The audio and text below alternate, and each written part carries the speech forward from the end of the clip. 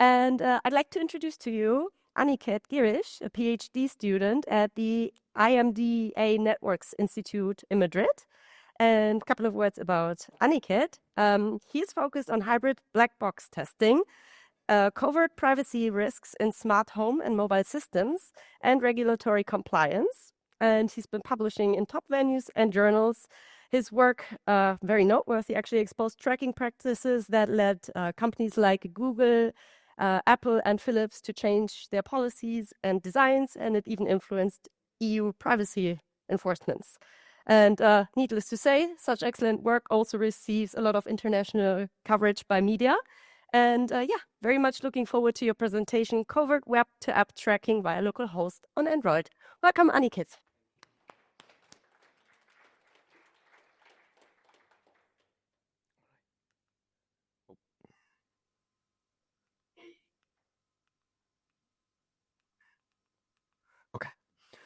Thank you for the introduction, and I'll be presenting my work on discovering a novel side channel, one that bridges both sandbox environments like the web and app on Android through the localhost interface.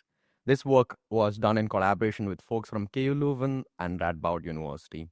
So to start off with, both mobile and web platforms are designed to enforce strict contextual isolation. On Android, this takes the form of UID-based sandboxing, where each app runs on its own process space. Apps cannot directly access each other's data or resources without going through the platform-mediated APIs and permissions. On the web, policies like same origin or cross-origin and many others restrict how one website can interact with another. Communication across these contexts, say from the browser and to the app, requires explicit user intent. This contextual isolation is fundamental to users' privacy. But what if there's a way to bypass these boundaries and a narrow but shared interface exists between apps and web, the localhost interface? So let's unpack how this localhost path works in practice. On most platforms, apps can freely bind it to it, and also browsers can allow JavaScript to connect to it. This exists for legitimate reasons like developer dashboards, local testing frameworks, or peer-to-peer fallback connections. But what's interesting is what the setup enables. Any app can expose a service, and any website can silently reach it across context boundaries. This is the unprotected case of platform design, and the real question is, does anyone actually use it in this way? To answer that, we first need to understand why this channel often flies under the radar despite being openly accessible. That's because it operates entirely outside the scope of traditional platform defenses. It doesn't trigger permission prompts, it's not blocked by browser security models, it's unaffected by incognito mode, cookie deletion, and even VPNs usually ignore loopback traffic since it never leaves the device. So what we end up with is a side channel, one that quietly bypasses sandboxing, permissions, and user expectations entirely. What we are seeing here is a systemic breakdown of expected defenses by the use of localhost interface. So this brings us back to the critical question I mentioned earlier. Does anyone use this localhost interface to reach a mobile app, and in doing so bypass both the web and app isolation models? It turns out the answer is yes, and that's exactly what we found. We discovered for the first time the side channel is actively used in the wild by Meta and Yandex, a Russian giant, affecting billions of users globally. So now let's take a look at this practice a bit more closer, and brace yourself because we are going to get into the nitty-gritty technical details of how this works. So in the case of Meta, we saw the local host-based mechanism being used together with their pixel infrastructure. So let me walk through the full sequence of the steps, highlighting how this cross-context channel operates end-to-end. So Meta apps, particularly Facebook and Instagram, quietly runs in the background on Android, even when you're not actively using them. They open up specific localhost ports, both TCP and UDP, and listen for incoming traffic from the browser. Now here's where the traffic kicks in. Let's say the user opens their favorite browser and visits a website. If the site has Meta Pixel embedded, it executes a JavaScript in the browser context. This JavaScript knows to probe the localhost ports, attempting to establish a connection with the Meta apps. At this point, the Pixel script creates a first-party cookie called FBP cookie. So according to the Meta's documentation, this is a unique ID for the user's browser session on the domain. It's supposed to be scoped to the browser and the website domain, not visible to the native apps. But that boundary gets violated in the next step. To transfer FBP cookie to the browser, from the browser to the native apps, the Meta uses a clever trick involving WebRTC, a technology originally designed for real-time audio and video communication. As part of setting up a WebRTC connection, browser sends what's called a stun request, lightweight messages that helps determine the device's public IP address and connectivity path. Normally, these messages follow a strict format conforming to an RFC and aren't meant to carry user data. But in our case, Meta modifies this process. Instead of using the Meta's API, WebRTC APIs as intended, they manually alter the configuration data called the Session Description Protocol (SDP) to embed the FPP cookie value inside the stun request. This technique is often referred to as SDP munging, where WebRTC standards expect SDP offers to be passed unchanged, but some browsers didn't enforce this, enabling such kind of workarounds. This lets the native app read the cookie data directly, circumventing any browser sandbox or cookie scope restrictions. Once the app receives the FBP cookie, it relays it to Meta's servers through their regular GraphQL API calls. And this process bridges the anonymous web sessions to the user's logged in identity in the app. But WebRTC wasn't the only way they connected both browsers and the app. Of course, over several months, Meta's use of localhost changed in several key ways. Let's take a step back and look at how this behavior evolved across time. Back in September 2024, we first saw the simple HTTP request on one particular port. By November, they shifted to WebSocket traffic, still using the same port. The same month, they started rolling out this WebRTC stun request method on a range of ports where the FBP cookie was injected to the SDP offer using SDP munging. And by May 2025, things had started to change again, and Meta moved to WebRTC turn traffic on a new range of ports. So over time, they cycle through different protocols, port ranges, but the goal remained the same: to link browser sessions with native app user logins and IDs via localhost. Although both Meta and Yandex deployed mechanisms that used the localhost interface for cross-context tracking, we found no public-facing documentation mentioning these practices, not in SDK guides, developer references, or in change logs. But what we did uncover, however, was a series of developer forum posts on Meta's official platform dating back to September 2024, in which third-party developers reported some weird behavior. Specifically, Meta Pixel JavaScript was issuing requests to localhost when embedded in Android web views. These reports were not isolated. Multiple developers expressed concerns and confusions, and there was no official response from Meta. One developer, speaking of the broader frustration, wrote, "No acknowledgement has come from Meta at all on this, and my support request with them got a generic response and then got ignored." So next, let's look at a different implementation of the same idea, but this time by Yandex. While the core mechanism is still based on the local host communication, interestingly, Yandex differs in its approach. Compared to the Meta's case, it's the browser that sends the data out of the server, not the app. And the app just acts like a middleman bridging native IDs to the web. Let's, again, take a look at it from a bit more closer. So here's how the full loop works. Many Yandex apps include the Yandex Metrica SDK, which is developed by Yandex itself. So yeah, SDKs are essentially a plugin code bundles that help developers add features like analytics, right?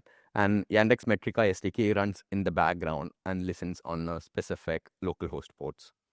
When user visits a site with the Yandex Metrica script, the script first fetches obfuscated parameters from the Yandex servers, and then these parameters are then sent back to the local Yandex app. The app receives these requests and replies with encrypted device identifiers such as the device IDs and Google advertising ID. And finally, the script is then script then forwards this information back to the Yandex servers. Apart from this, we also found a couple of things particularly interesting with Yandex's case. First, they used a domain that resolved to the loopback address. Yandex's approach relied both on HTTP request to the loopback address and the HTTPS request to yandexmetrica.com, a domain that resolved to the same loopback address.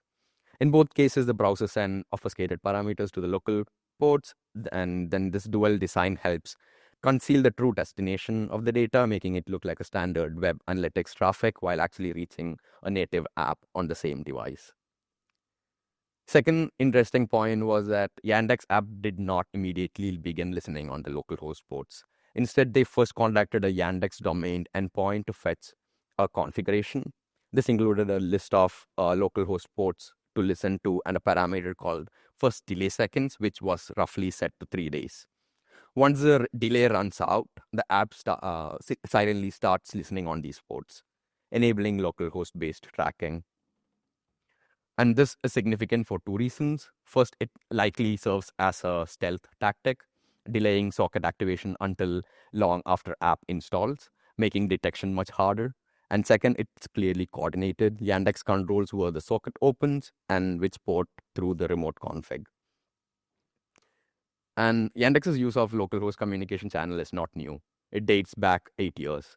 In February 2017 is when we observed the first HTTP traffic on the specific ports. And just few months later in May 2018, they introduced the encrypted HTTPS traffic over 2 different ports. Beyond identity bridging, these local host mechanisms introduce a secondary privacy risk, the leakage of browsing history to the third-party apps. Specifically, the use of HTTP as implemented by Yandex Metrica and the earlier versions of Meta's channel opens up a privacy risks. HTTP request from the browser includes the origin header, so any unprivileged app listening on the same localhost port could see which website triggers this request. And this means a malicious app could quietly harvest a user's browsing history just by observing these local connections. They allow for re-identification and breaking pseudo-anonymization of data. Our test shows that browsers, including Chrome, Firefox, Edge, were vulnerable to this type of leakage, even when users' browser is in incognito mode. DuckDuckGo was minimally affected due to a few missing Yandex domains in their block list, which they fixed quickly after we disclosed it. Brave wasn't affected. It blocks localhost requests and known trackers by default. While we did not identify any third-party apps outside of Meta and Yandex currently listening on these specific ports, the possibility remains open and the attack surface is now known. So far, everything we have shown is based on real-world evidence from the Android devices. So in our test, we also saw that Android was particularly targeted. But we did not find evidence of similar behavior in iOS. But that said, it's important to clarify that our focus was primarily on Android. So we did not perform equally deep analysis on iOS. Technically, apps can spawn a local host server in iOS. However, iOS differ in some unique ways. iOS imposes much stricter background execution limits and enforces tighter control over process lifecycle. Lastly, the broader concern here goes beyond Android or iOS. Localhost is accessible across a range of platforms, desktop apps, smart TVs, or IoT systems, many of which haven't yet been studied in this context. So while we did not observe this attack on iOS, the underlying design pattern creates a much wider potential for such attack surface. Now let me highlight some of the impact of this findings has had. So to start off with, to understand how widespread this local host behavior really is, we look beyond just the technical feasibility. So according to BuildWith, a web analytics service that tracks third-party technologies across millions of websites, we found that over 11 million sites globally embed Metapixel and more than 1 million uses Yandex Metrica. And these are massive deployment numbers spanning news, e-commerce, governmental, and health sectors. But those numbers alone doesn't reveal when or how the local host channels is actually used. So we conducted our own dynamic tests, crawling the top 100K websites using vantage points in New York and Frankfurt. What we found was interesting. Not only Meta and Yandex were widely embedded, but majority of sites using them initiated localhost probing immediately before any user interaction or consent. As you can see here in the US, over 78% of Metapixel's sites and over 83% of Yandex Metrica sites made local host requests without waiting for users' permission. In Europe, under stricter regulatory regime, the numbers are still comparable, over 75% and 84% respectively. These results suggest that local host abuse is not only real, it's global, it's widespread, and potentially without meaningful user awareness or control. And as part of our responsible disclosure, we worked with major browser vendors to address the side channel uncovered during our study, and their collaboration was active and constructive throughout. So Chrome was the first to deploy defenses in May this year. They introduced two key mitigations. It blocks specific abused ports used by Meta and Yandex. It disables STP munging of ICE credentials in WebRTC, the very technique used by Metapixel. In parallel, Chrome is also working on local network access LNA restrictions, and this feature is being currently tested on newer versions and serves as an added barrier for local host requests by requiring user permission under certain contexts. Firefox already had protection in place to block STP munging of ICE credentials, and hence only was partially affected by Meta's local host usage. They shipped a port blocking fix in version 139. DuckDuckGo amended their block list to include Yandex domains that we discovered during our research, and Brave, interestingly, was never affected as it required user consent for local host access since 2022. But browser mitigation only goes so far. These are patches, not permanent fixes. Fully addressing this issue means rethinking local host permissions, platform level visibility, and Android's IPC trust models.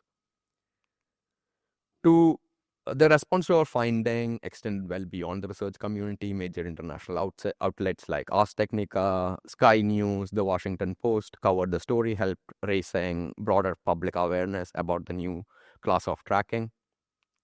One quote from the Google representative stood out, who stated that both Meta and Yandex were using capabilities present in many browsers in unintended ways that blatantly violates Google's security and privacy principles. After our work went public, both Meta and Yandex provided their statements to Ars Technica reporters. Meta called it a miscommunication with Google's policies and said they paused the feature while they are working to resolve the issue.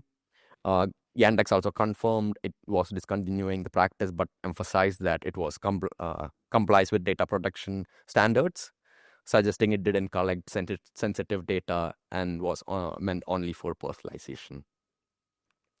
We also engaged with several European data protection and competition authorities across France, Spain, and the UK, and with our findings on platform compliance and local data access practices. Finally, to conclude, our findings suggest that Android's current isolation mechanisms may not fully prevent cross-context communication with localhost. We observe that native apps and websites can exchange information through this local channel without requiring explicit user permission or generating visible signals. This challenges common platform assumptions about how app and web boundaries are enforced. Importantly, we document the real-world deployments by Meta and Yandex, where identifiers such as the advertising ID and login tokens were linked with web cookies. This demonstrates that this technique was not just merely hypothetical. This observation highlights the need to re-evaluate the trust boundaries on mobile platforms. In particular, the assumption that no permission means no access does not hold anymore when local network communication local host communication is used between apps and browsers. We also found that existing defenses such as the sandbox, incognito mode, permission prompts did not offer any effective safeguard in this context. This is in part because these defenses are largely browser-centric, and going forward, addressing this issue may require a platform-centric solution. This includes stronger sandboxing around localhost access, improved network permissioning that accounts for local interfaces, and better auditing of app to web interactions. And thank you for listening, and I'm happy to take any questions now.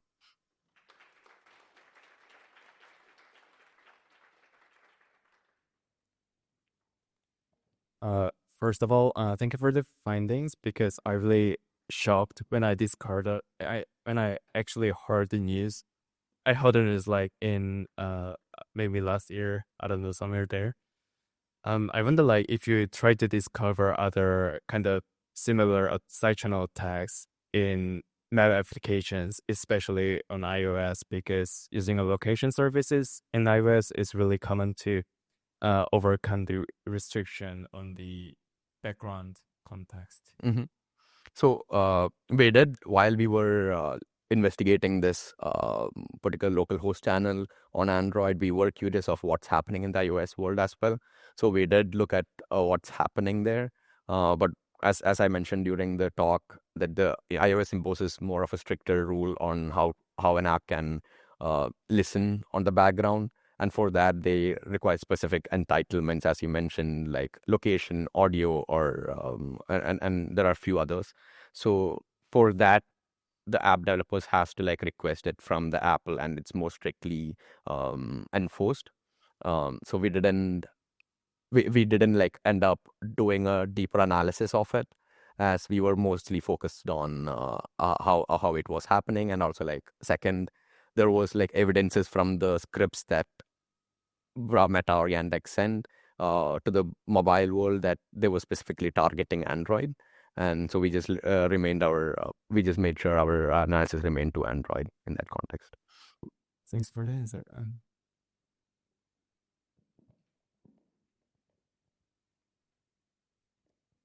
Thank you for the talk. This is really good research. My question is, so what are the remedies here? So do you know, for example, if this behavior violates Play Store policies, would App Store removal have been an option on like, or protection and review? It's I think Google representative here should answer that question, but according to Google's Play Store policy, doing something like this is considered harmful. So there is specific sections in the policies that explicitly describes like you should not bridge different identities from different part of the context, and breaking such kind of a context is not subscribed by Google. But yeah.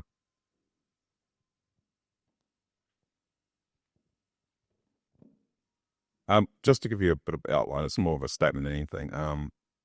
Back in 2022, when we rolled out the Localhost, it was due to we started noticing some financial sites, well, even just I think it was eBay specifically, had local requests coming through, and we took that opportunity to stop that from happening, because it was scanning. I guess it's sort of anti-bot protection from threat matrix. Mm-hmm.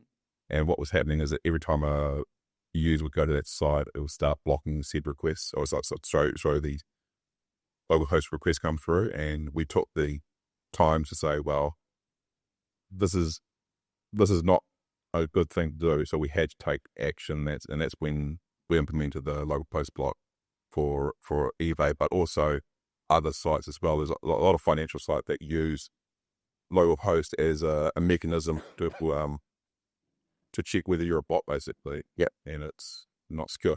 Just a question regarding IP. Is IPv6 involved at all? Like, can the same apps use IPv6 in the same way if they want to avoid like the 127 localhost option, but use it rather than say use the IPv6 version to, I guess, snoop on people? Mm-hmm. So if on my top of my head, I think so. But I can get back to you on it, as we have a follow-up study on it that we did right after this, and we have a publication. We are pending a publication on it. So I would like to go back on it and just get back to you with the right answer. Yeah, thank you for the amazing talk. Ramdan, I'm curious, do you know what the rationale is for, you mentioned that the kind of protocol that they were using to access localhost was changing over time. Do you know why they might have been changing that? Not particularly. They kept rolling out different versions of it. I'm just speculating here, but the WebRTC stun request way of doing a localhost tracking was like disclosed to Meta a couple of weeks before the whole public disclosure was done, and a few months later we also saw the WebRTC turn request popping up. So we don't know what was the rationale behind it, but then we saw there's like a variation of how they use different protocols but essentially for the same purpose. I see. And then could you share more about how you were able to discover these practices being used? Because it sounds very challenging to discover the Yandex one in particular, right? Mm-hmm. So we, as a research team, has years of experience on Android analysis and mobile privacy analysis. So we have instrumentations of the mobile operating system and also like dynamic instrumentation toolkits that allows you to like monitor apps during runtime in a black box analysis method. And you get like visibility into like how the app's running, and also along with network forensics. So what sort of network traffic flows in and out of the app. So essentially like by looking through each request and figuring out what's happening, and like trying to use Frida, which is again a dynamic instrumentation toolkit, to patch the code, to patch up as the app to see what exactly happens. So that's how we kind of did the experiment. Cool. Yeah. And then I guess the last one is, do you know, have you reached out to Google about this? Do you know if they have any like plans to add a permission for this for apps or anything like that? We did reach out to Google. I'm not aware if they are in plans to add a new permission for this, but I could tell you like a couple of years ago, we did find somewhat similar in the local network issue, and they did roll out a local network permission recently. Yeah, but it doesn't consider local host yet. So I think they're aware of it, and what their rollout plan is something that I'm not aware of. Cool. Thank you. Sorry to bug you again. Since all publicity has occurred behind the site, obviously when you use articles, what's the status right now of Localhost and Meta and Yandex? Are they still doing it, or have they? No, so like we were still exploring this, and a couple of months ago, while we disclosed it, they had stopped the behavior, and until now, as we have been keeping track on whether they have restarted the process, we haven't seen it. Okay, so stopped. Yeah, That's good. I think so.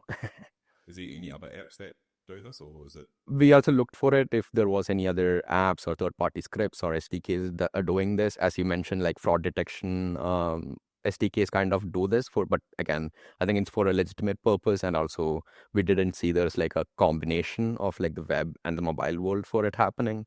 We only saw like scripts sending in localhost probes, but essentially I feel like for something like this to work at a large scale, you need like a larger presence on both on the web and in the mobile.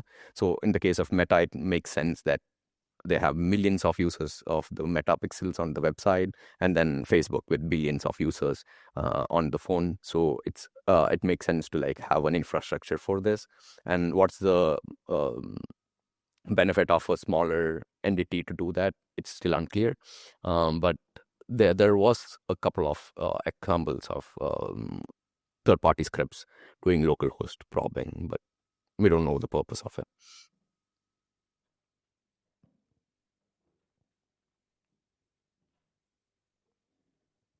Thank you so much for the talk. A couple of questions. So one of them is, this technique, it probably also makes sense to check on desktops, right? So it's much easier to listen to localhost. How it happens. Have you ever tried to look for like people who exploited on this? No. So while we were investigating this particular case, as I mentioned, like we saw that they were particularly targeting Android users according to their scripts. So we targeted just Android for this analysis. But again, the attack surface is open for desktop apps as well. And have you checked? Does Safari provide any kind of local host permissions? I know that iOS has an out of scope PO12. Do they at least have a permission for that? On top of my head, I don't think so. But then they have this protection, a stricter protection for mixed content. So HTTP and HTTPS for, so because of that, loopback props fail. But then there are ways to connect to the localhost server. Yeah, and the last, not a question, but maybe an idea for further studies. So on Android, when you use a Facebook pixel inside of your app, Facebook communicates to their apps. So basically, they extract your Facebook user identifier, and report how you use a third-party app. And there's no way around it, probably.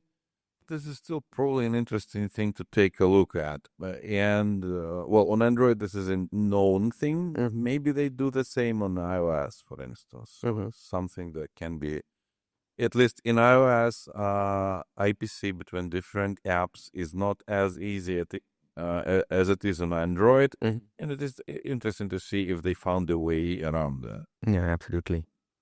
Thank you for the suggestion. Thank you so much. So thank you for the talk. A bit of a technical question for me. So I was wondering, the WebRTC method you mentioned uses modifying of the stun and turn response from some kind of stun turn server. So I was wondering, since you mentioned that the browsers basically patched this by making that response, I assume, immutable or something like that, wouldn't be possible in that case to use a malicious stun turn server that does response with what you want, basically, instead of modifying it in the browser? Because if I remember correctly, you can in the web spec specify your own stun. Yeah. So yeah, I think absolutely that's feasible as well. Like Meta own malicious WebRTC stun or turn server could actually then collect the information rather than stitching it with the pattern. But yeah, that totally makes sense. Okay, thank you.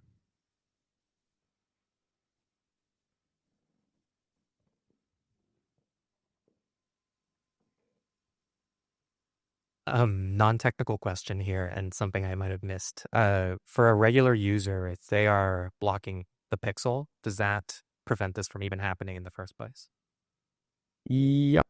Okay, so it depends on the pixel actually being activated without an ad blocker. Yeah. So basically, if the ad blocker that you have blocks all of these scripts, it's that's blocked in the first place. Yeah.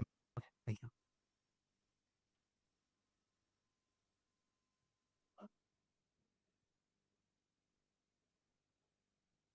Right. All right. Thank you, Aniketh. So much. This was very, very interesting.